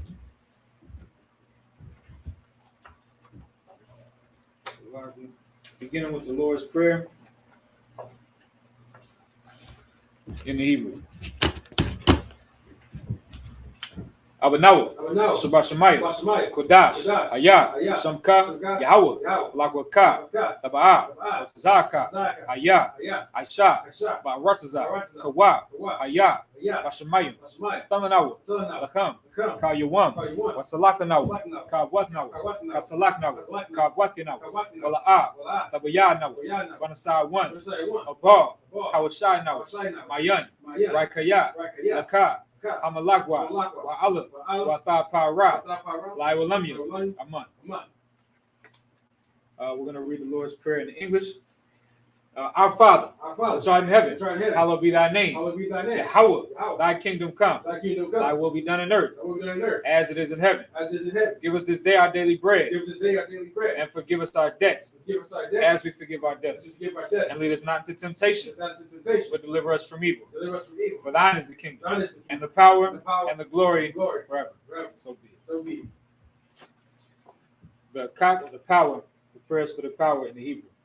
Yahweh, Ba'ashem Yahushai, Ba'ukashah, Nathan Lanawa Hakak, Hakala Rapa'ah, Kal Maka'ala, Kal Madawa, Hakala Tahar, Hamata Zarayim, Hakat Lakwayam, Hamathium, Hakat, Arakawa, Atama'ala, Lagar Shan, Ba'ashem Yahushai, Kawadaman. Prayers for the power in the English. Yahweh, in the name of Yahushua, please give us the power. The power to heal all manner of sickness and all manner of disease. The power to cleanse the lepers. The power to raise the dead. The power against unclean spirits to cast them out. In the name of Yahushua, thank you, so be it.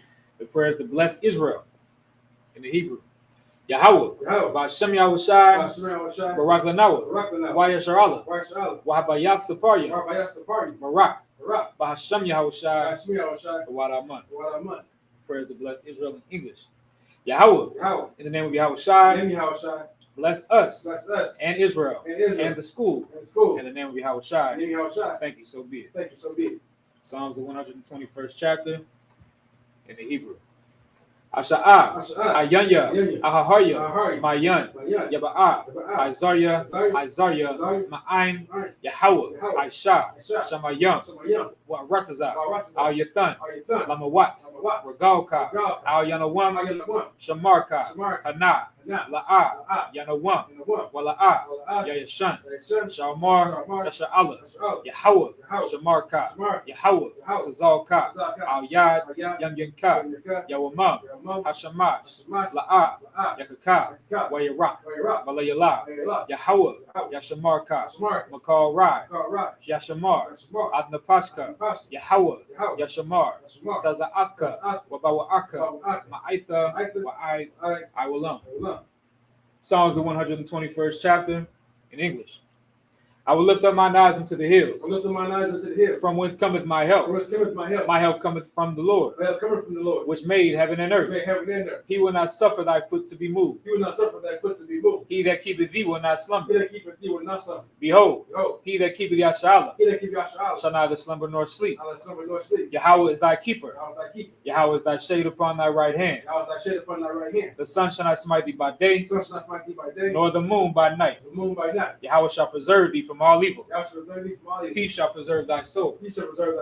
Yahweh shall preserve thy going out and thy coming in from this time forth and even forevermore. Psalms the 83rd chapter in the Hebrew. Alahayim, Alahai, Aldama Yalaka, Adam Yalaka, Althakarash, Al-Takarash, wa Althashakwat, Al-Tashakwa, Al, Al, Kayahana, Kayana, Awayabyaka, Al-Yabika, Yahamaya 1, Yamayiwan, Ra'ash, Ash, Al Imaka, Al-Ainaka, Yaira Yamwa, Yawayamwa, Sawada, Sauda, Wayatha, Rayatha, Yaitazawa, Aitazah, Al Tazapawanyaka, Atazabawanyaka, Amarwa, Amaru, Lakawa, Akawa, Wanakaki Dam, Nakakidam, Magoya, Galia, Wala'a, Alaa, Yazakar, Zakar, Sham Yasha Allah, Samyasal, Awada, Awada, Kaya, Kaya, Nawa Aitazawa, Aitazah, Laba, Ba, Yakhadwa, Kad, Alyaka, Ayaka, Baryath, Sayat, Yakarathwa, Rathwa, Ahoya, Ahoy, Alawam, Adamwan, Washmaalium, Washmali, Mawa Abba, Power Ab, Wagaryum, Lagar, Gabal, the ball, I'm one, Waimawan, Waimalak, Wamalak, Palashah, Palashah, I'm Yeshabia, Ayeshebi, Tazawar, Tazawar, Gam Ashawar, Dom Ashur, Nalawa, Rawai, Imam, Ma, Hayawa, Ayawa, Zawai, Zarawai, Labanya Lawat, Bayalawat, Salah, Salah, Aishalaham, Salaham, Kamadyan, Kamai, Kasaya, Zayah, Sara'a, Sara'ah, Kayabian, Yabi, Manakha, Nakar, Kwayashwan, Koyashu, Nashamadwa, Nashimad, Bayan, Bayan, Dara, Zarawai, Hayawa, Ayawa, Daman, Daman, La'adama, Adam, Shayathamwa, Thumbo, Nada, Nada, Yabmawa, Yabawa, Ka'ira, Kaira, because of Abba, Kaza Ab, because of Ba, Kaza because of Zal, Kaza Mana'ai, Kana'ai, Call, Kar, Asaya Kamwa, Zaykum, Ashar, Shar, Amarwa, Maru, Nairashah, Nairashah, Lanawa, Now, Ath, Na'awath, Nawat, Alahayim, Alahai, Alahaya, Alahai, Shayathamwa, Shayathamwa, Kagogala, Gaga, Kakwash, Kakwash, Lapanya Raha, Panyaga, Ka'ash, Sha'at, Taba'ira, Tabaira, Ya'ira, Yaira, Ukalahaba, Talahaba, Talahat, Talahat, Paryam, Paryam, Khan, Kan, Tharadakma, Taradakma, Masa'iraka, Masa'iraka, Wabasa, Awasa, Wapathka, Path, Tabalam, Tabalam, Mala'a, Mala'at, Panyaham, Panyaham, Kwalawan, Kwalawan, Webakwashwa, Waibakwasha, Shamka, Shimka, Yahawa, Yahawa, Yabashwa, Bashwa, Webahawa, Waibahawa, Adya'i, Adai, Wakapawa, Waikaparwa, Abadwa, Waiabad, Wadaiwa, Waidaiwa, Kayatha, Kayatha, Shamka, Shimka, Yahawa, Yahawa, Labadka, Labat, Ayawan, Ayawan, Alkar, Alkar, Arataza. Arataza. All right. Psalms the 83rd chapter. We're going to read it in the English. Keep not thou silence, Keep not thy silence, O God. O God. Hold not thy peace, Hold not thy peace, and be not still, O God. Be not still, O God. For lo, Lo, thine enemies make a tumult, thine enemies make a tumult, and they that hate thee have lifted up their and head. they hate thee under the head. They have taken crafty counsel against thy people, They take crafty counsel against thy people, and consulted against thy hidden and ones. consulted against thy hidden They have ones. said, They have said, Come, Come, and let us cut them off from being a let us nation, cut them off from being a nation. that the name of Yasharallah Then we Yasharallah may be no more may be remembered. no more remembrance. For they have consulted together with one consent. They consulted together with one consent. They are confederate against They thee, are confederate against the tabernacles of Edom, tabernacles of Edom, and the Ishmaelites, Ishmaelites, of Moab, Moab, and the Hagarenes, Hagarenes, Gabal, Gabal, and Ammon, Ammon, and Amalek, Amalek, the Philistines, Philistines, with the inhabitants of Tyre. inhabitants of Tyre. Assur also is joined with them. So also join with They them. have hope in the children of They Lot. are hoping the children of Lot. Salah. Salah. Do unto them as unto the Midianites, I do unto them as a meeting. as to Sisera, I took Syria. as to I Jabin, took Jabin. at the brook of I Kasan, took the sun. which perished at Endor. Prayers that endure. They became as dung for the earth. They came as done for the earth. Make their nobles like Oreb, The numbers like a red. and like Zeir. Like Zed. Yea, Yeah. all their princes as Zabah, The princes of Sabbath. and as Amunah, That's Amunah. who said, Said, Let us take to ourselves say to the ourselves, houses of God also God in possession. in possession. Oh my God, Oh my God. make them like a wheel, We're like a wheel. as the stubble before the wind, And so before the wind. as the fire burneth the The wood, fire burns the wood. and as the flame setteth the mountains on The fire. flames set the mountains on fire. So persecute them with thy tempest, First get them with thy tempest. and make them afraid with thy storm. Make them afraid with thy storm. Fill their faces with shame, Their faces with shame. that they may seek thy name. They may seek thy O name. Yahweh, Oh Yahweh. let them be confounded in trouble forever. That you can find it in trouble forever. Yea, Yeah. let them be put to shame and perish, Let them put to shame and perish. that men may know that thou, Then we know that thou, whose name alone the name alone, is is Yahweh, Yahweh, art the most high of all the earth. art the most high of all the earth. We're going to read the blessings in the Hebrew. Barakatah Yahweh, Barakatah Yahweh. Wa Yahweh Wa Shai, Yahweh Shai. Wa Micah Allah, Wa Micah Wa Allah. Alahayim, Wa Lahai. Antazab Ya'ah, Wa Zabi Allah Allah. Wap Yahana, Allah. Ha'alawapyam, Allah. Hasaranyam, Asranya. Akwatazayanyam, Kakzayah. Achaya Yaryam, Kakayah. Wa Hagwathim, Wa Wati. Yahweh, Yahweh. Wa Hashem Yahweh Shai, Asranya Shai. the Wadaman. Wa Rahman. We're going to read the blessings in English. Bless you, Yahweh, Bless you, Yahweh. and Yahweh And Shai, Yahweh Shai. and Michael, And Michael. and the angels, The angels. commanding General Yahana, Manager Yahan. the generals, General. the captains, Captain. the officers, The the officers, troopers, troopers, and the And sisters. this is Yahweh, Yahweh. in the name of Yahweh Shai, And Yahweh Shai. thank you. So be it. Thank you. So be it. All right, sir. I'm going to go ahead and salute out. We're going to salute out the Sabbath service, men of Israel, Imazim Shabbat, Amayim, Barak, Yahweh Bashem, Yahweh Shai, Barakatah, Yajim Matah, dismissed.